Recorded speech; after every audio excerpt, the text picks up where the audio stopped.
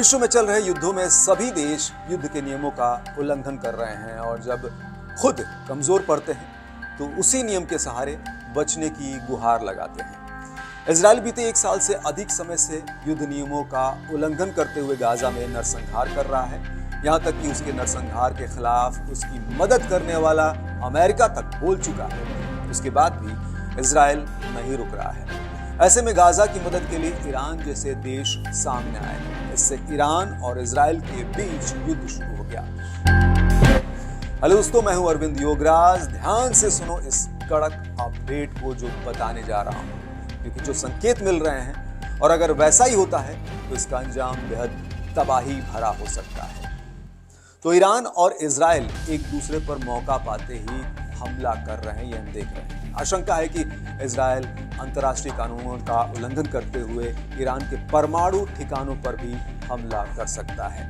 और ये बात इस तरह के पहले से मिल रहे संकेतों से ज्यादा पुख्ता तरीके से सामने आ रही है। अंतर्राष्ट्रीय परमाणु एजेंसी IAEA के प्रमुख राफेल ग्रॉसी ने इजराइल को ईरानी परमाणु प्रतिष्ठानों पर हमला करने के खिलाफ चेतावनी दी है, क्योंकि अंतर्राष्ट्रीय कानून द्वारा निषिद्ध है और पूरे क्षेत्र के लिए इसके गंभीर परिणाम हो सकते हैं। ग्रॉसी ईरान के परमाणु कार्यक्रम पर बातचीत के लिए 2 दिवसीय यात्रा पर है। उसी दौरान उन्होंने कहा कि इस तरह के हमलों के बहुत गंभीर रेडियोलॉजिकल परिणाम हो सकते हैं। एक सवाल के जवाब में उन्होंने कहा कि अंतर्राष्ट्रीय परमाणु एजेंसी और उसके सदस्य देशों ने पहले भी इस तरह की कार्रवाई का कड़ा विरोध किया है। अच्छा, आगे बढ़ने से पहले अगर आप इस चैनल पर नए हैं, देश दुनिया की खबरें जानना चाहते हैं, आपको अच्छी लगती है तो इसे सब्सक्राइब कर लें, घंटी के निशान को दबाकर ऑल कर लें, क्योंकि कड़क खबरों की यहाँ पर भरमार है। तो चलिए वापस आते हैं अपने टॉपिक पर। गाजा में इजरायली हमले और फिर लेबनान में हिजबुल्लाह को निशाना बनाए जाने पर ईरान और इजराइल के बीच तनाव बढ़ गया है। दोनों के बीच कई बार मिसाइल हमले भी हुए हैं। कुछ रिपोर्ट्स में कहा गया है कि इजराइल पहले ईरान के परमाणु ठिकानों पर हमला करने की तैयारी में था, लेकिन अमेरिका ने उस पर ऐसा न करने के लिए दबाव डाला है।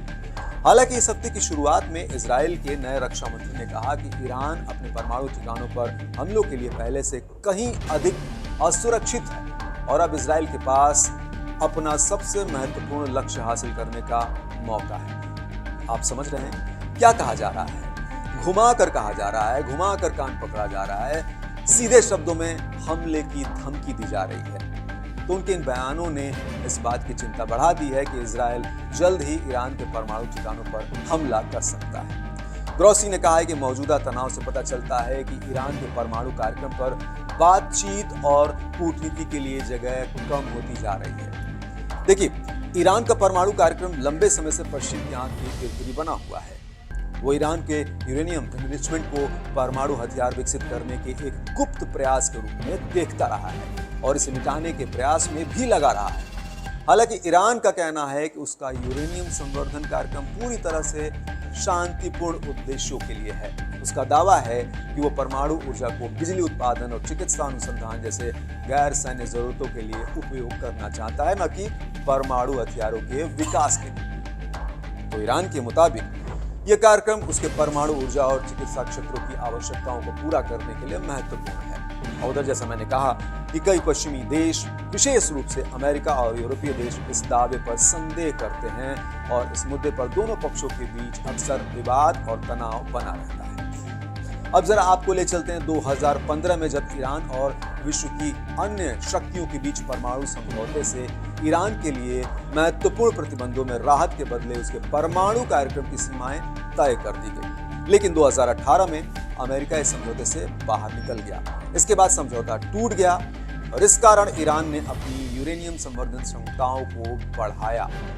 ग्रॉसी के मुताबिक अब ईरान की यूरेनियम क्षमता परमाणु हथियार बनाने के लिए जरूरी मात्रा के करीब पहुंच गई। इधर IAEA ईरानी परमाणु स्थलों पर अधिक निगरानी और सहयोग के लिए दबाव डाल रहा है, लेकिन ईरान ने लंबे समय से परमाणु हथियार बनाने से इनकार किया है और बार बार इस बात पर जोर दिया है कि उसका संवर्धन कार्यक्रम हमेशा शांतिपूर्ण रहा है। पिक्चर में IAEA का रहना काफी इंपॉर्टेंट रोल निभाता है।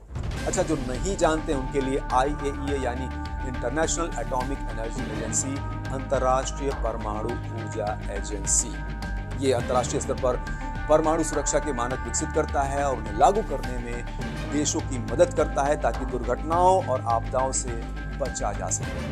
तो IAEA एक निगरानी और सहायता एजेंसी की भूमिका निभाती है और इस पर वैश्विक परमाणु अप्रसार को बनाए रखने की जिम्मेदारी होती है। यानी खतरनाक मंशा वाले परमाणु कार्यक्रमों को रोकने का काम करता है IAEA। तो IAEA क्या सोचता है, ये अंतर्राष्ट्रीय स्तर पर वजन रखता है।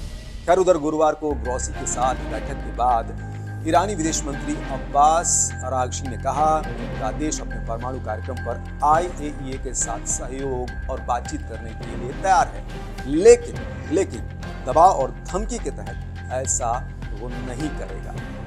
अब ईरान के परमाणु कार्यक्रम की निगरानी कहां तक सफल होती है या नहीं होती है, ये तो बाद में पता चलेगा, लेकिन ये बात भी उतनी ही गंभीर है कि इजराइल अगर ईरान के परमाणु ठिकानों पर हमला करता है तो युद्ध बड़े पैमाने पर नजर आएगा, जिसकी गिरफ्त में दुनिया के कई देश आएंगे, चाहें या अनचाहें। आज इतना ही, फिर मिलते हैं नए अपडेट के साथ।